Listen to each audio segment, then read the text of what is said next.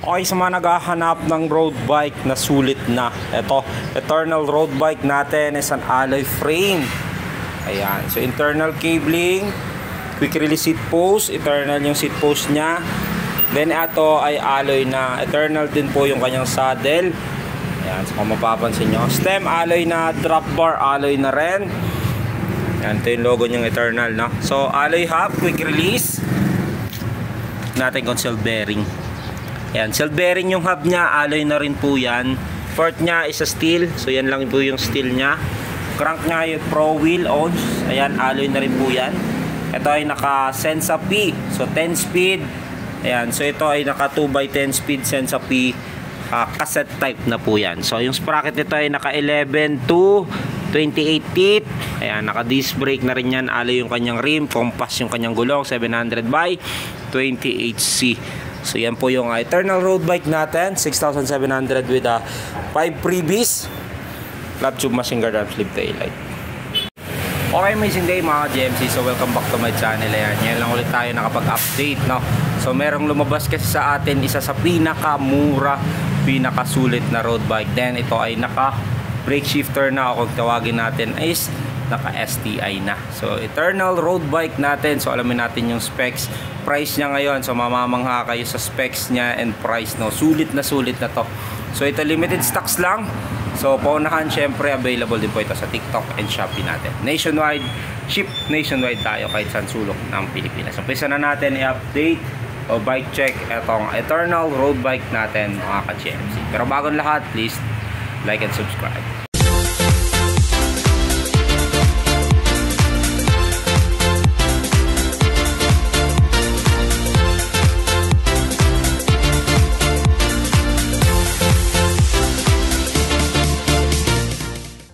Okay, amazing day mga ka-GMC. So meron naman tayong bagong bike check. Ayan, ito Eternal road bike, isa sa pinakasulit na road bike na nilabas dito sa market. Actually ito limited stocks lang to.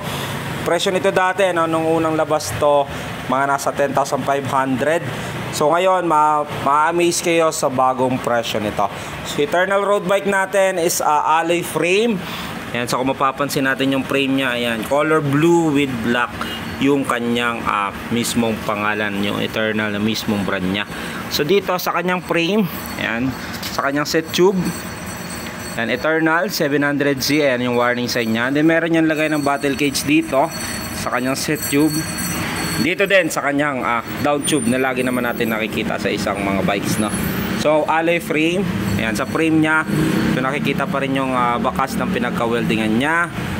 Ayan, so kung mapapansin nyo dito sa kanyang head tube, ayan, kinagandahan kasi niya, makita mo talaga kung may bakante or hindi na i-weld, no? So kanyang frame is tubular dito sa kanyang down tube. Ayan, so sports, yung Eternal Sports yung mismong model description nito. Ayan, ito quick release seat post. Ayan, so hindi mo na kailangan ng tools para i-adjust. Eternal yung kanyang seat post yan. Ito ay alloy. Check natin kung anong size. Ayan, 27.2 by 300 mm. Alloy 6061 T46. Ayan yung material nya. Ayan, so pag gumagamit tayo ng seat post, ayan yung limit nya. Mapapansin nyo yung line na yun na 0. So hanggang dyan tayo pwede. Kasi kailangan yan, maabot yan dito. May support yan, no? So kasi kung pinilit natin ganyan, so pag unupuan natin yan at malubak tayo, possible mababali yung alloy.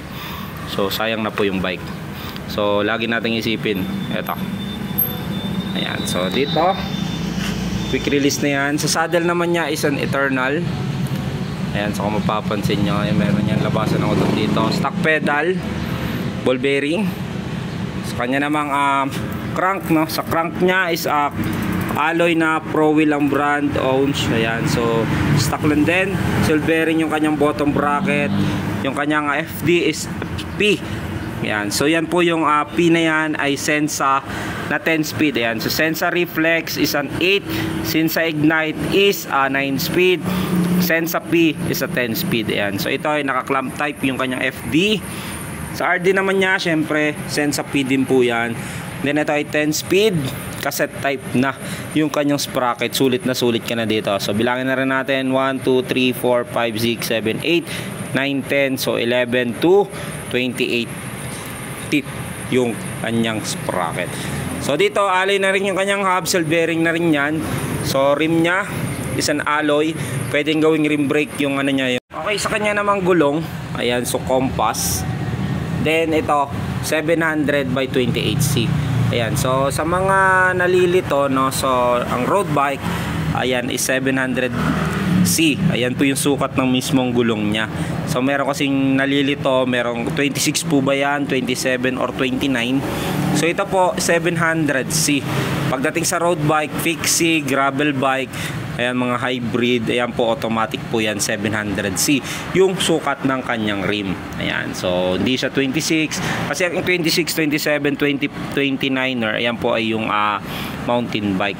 Okay, so dito naman kung sisukatin natin siya, so may nakalagay naman dito, ayan, ayan, 28 by 1.58. O, pinakadali kasi siyang makita pagdating sa mga ganitong gulong, ayan, 700 by 28C. So yan po yung road bike na sukat. Okay, so dito naman tayo sa kanyang harapan nya. So ito yung logo nya ng Eternal, so high end bikes. So yung kanyang head tube is 44 standard. Headset nya ganun din syempre. So alloy na rin yung kanyang stem, Eternal. So naka-positive siya, nakaangat. Kanya namang drop bar, Eternal din yung brand nya. Ayan, naka-aero. So pan-rest yan para mga alay. Kasi minsan lagi ditong hawak. So meron niyang rest dito. So para kailangan mo, kung gusto mong pahinga, so pwede mong hawakan dito. So sa fork naman niya, so stock na fork is bakal pa. So ito lang din yung bakal dito So fork, yung kanyang spokes, yung kanyang disc. Ayan lang yung bakal dyan, saka yung kadena syempre, saka ibang mga sprocket. Ayan, so dito alloy na po yung kanyang hub. Ayan, so quick release yung kanyang unahan sa likurang gulong. Ayan, so 160mm yung kanyang rotor. Ayan po yung disc, naka-integrated. Ayan, so naka-mechanical. So halos lahat naman ng road bike is may cable talaga. Ayan, meron din nalilito dyan, hydraulic po ba yan? Ayan, so sa mga ganitong klase ng mga road bike, yan po is naka-integrated, ano yan, naka-cable. So lahat po yan, kasi kailangan may cable, kasi yan yung hatak yan, mapapansin nyo, yan po yung mismong preno nya. Pag hydraulic kasi yan, hindi yan pwede. So sa mga mountain bike lang po yung mga hydraulic. Okay, so sa cabling naman, so cabling, ayan, so ito brake sa unahan, so dito, ayan, so mapapansin nyo, syempre lahat naman dumadaan dito sa may fork. Then FDRD nya, tsaka yung brake sa likod, ayan, is internal, so dumaan dito. Brake sa likod, ayan, dito dumaan sa kanyang top tube, patagos dito, punta doon. So internal po yan. So FDRD, internal din, dumaan sa kanyang down tube. Tapos yan dito sa ilalim ayan, so andyan sa ilalim. So yan, susulit na po itong Eternal road bike natin. Size pala nito is size 47 yung kanyang frame. So standard 47. Then ito pala ay 6,700 lang. So naka-sale po yan. Dati po lang mga 10,500 yan unang labas niyan. So ngayon 6,500. So pinapa-obos, limited stocks lang din. So available din po yan sa TikTok and Shopee natin. So pauna na lang. Walk-in available din. Eternal road bike natin 6,700. Comment down below kung nagustuhan yung update price nitong Eternal. So marami maghahanap nito.